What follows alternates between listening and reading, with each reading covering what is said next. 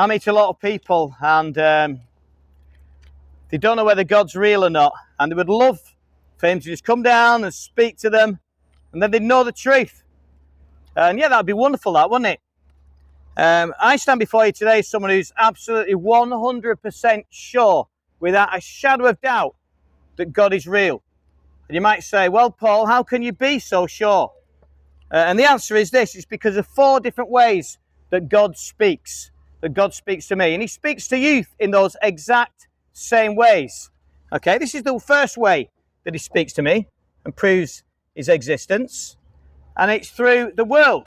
You know, when we look at the world and we see how amazingly it's been created, you can't help but think that there must be a creator behind it.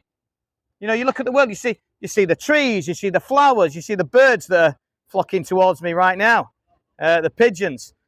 They didn't just explode into being by random chance, did they? There has to be some cause and effect behind these things that took place.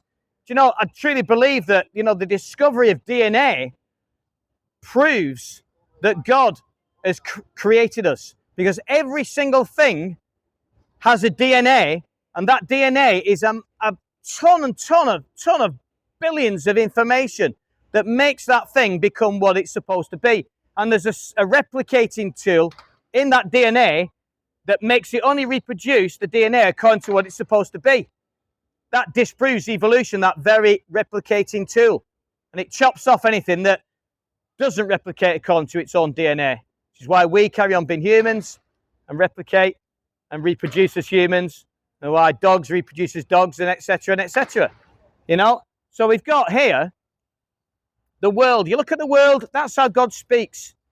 You know, God says in his word that man is without excuse when he sees creation, and how clear God speaks through his creation. The second way that God speaks is through his word. Through his word. Now, I don't know whether you've got a Bible or not, but if you have, if you read it, then God will speak to you clearly through the pages of his word. It's the best book in the world. It's the #1 bestseller in the world. I don't know whether you know that or not, but if they were honest, the book companies and the bookshops, and they said what the #1 seller was each week, the Bible would be #1 every week. Yeah? So they took it out. Imagine that in the charts, if a song was always #1. You get fed up of listening to it, I suppose, wouldn't you? But no one gets fed up of listening to the Bible. No one gets fed up of reading it. Why? Because it's new every morning. It's fresh to us every day. God's speaking to us through his word. And you can trust God's word. It is completely correct. No one has ever found any errors in it, even though it's the most scrutinized book in the world. It predicts things, and all those things it predicted came true. It speaks correctly about things that have happened in history, and archaeologists go to those sites and find those things to be true and end up with things that they put in museums. See, everybody from the historian to the prophetic writer trusts the Bible, and you can trust it too, and you can hear God speaking to from the pages. So if anyone's not got a Bible, please do come to me later. I would love to give you one. What about God's witnesses? God speaks through his witnesses. People like me today on the streets of Wigan, telling you about Jesus. I'm one of the way that God speaks.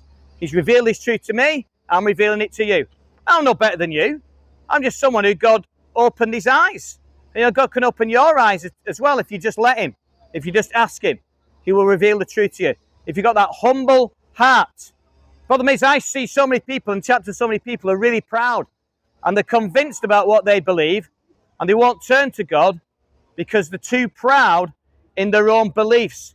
And to admit, to change their views would be to admit that they've been wrong for so many years, and some people just don't like to do that, you know. But it's a good thing to admit you've been wrong, isn't it?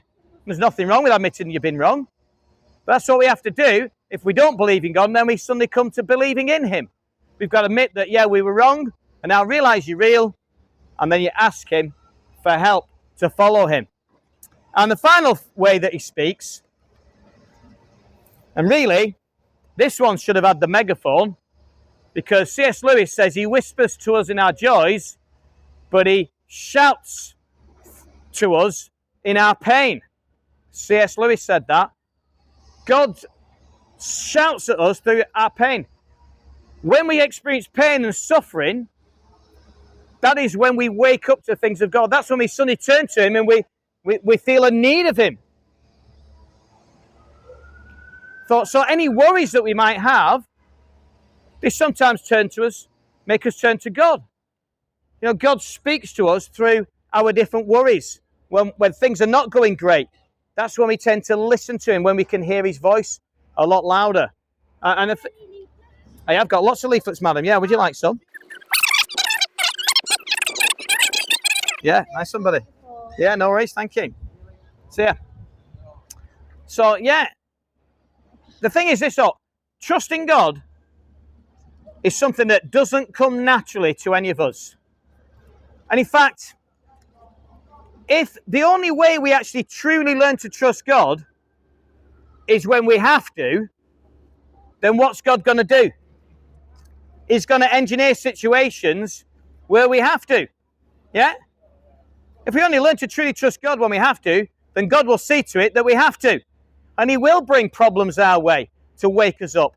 He will bring difficulties our way to make us realize our fragility and our lack of security and our frailty as human beings. And it causes us to wake up and say, God, I need you in my life. This has gone wrong. What am I going to do? I'll tell you what you're going to do. You're going to turn to him, because he's got all the answers. He's got all the answers. He is real.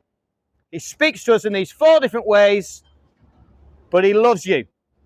And he physically, literally spoke to some people audibly 2,000 years ago. He came down to earth and dwelt among us and witnessed to us and told us about heaven and did many, many miracles to prove that he was who he said he was. And then he died to show that he was also one of us, not just God, because he became human so he could die for you and for me. And you might say, I don't get it. I don't get why Jesus dying was for me.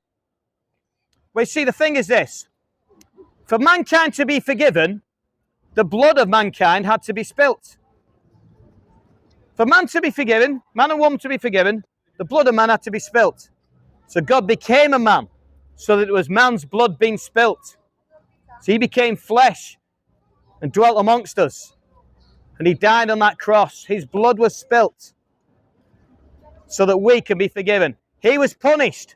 He was innocent, but he was punished for a crime he didn't commit, for our crimes, for the crimes of all humanity. He was punished. The innocent for the guilty. We're guilty, but we go free because of what Jesus did on the cross. I'm going to stop there, but thank you very much for listening. If you'd like to come and take some leaflets off me, please do.